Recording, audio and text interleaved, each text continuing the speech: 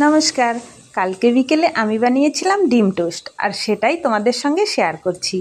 এই দেখো, আমি ডিমগুলো এক এক করে ভেঙে নিলাম। তারপরে ডিমের মধ্যে দিয়ে দিয়েছি হলুদ, লবণ আর কাঁচা লঙ্কা। এই দেখো, দিয়ে আমি ভালো করে মিক্স করে নিয়েছি। দেখো, সুন্দর করে মিক্স করে নিতে হবে কিন্তু। তারপরে কড়াইতে তেল দিয়ে ডিমটা ঢেলে দিলাম।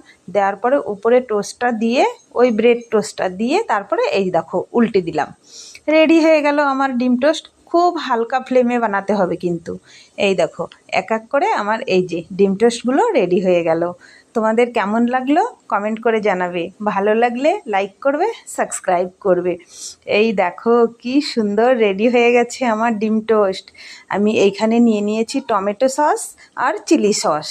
এইটা দিয়ে খেতে কিন্তু খুব সুন্দর লাগে। তোমরাও ট্রাই করো, তোমাদেরও খুব ভালো লাগবে।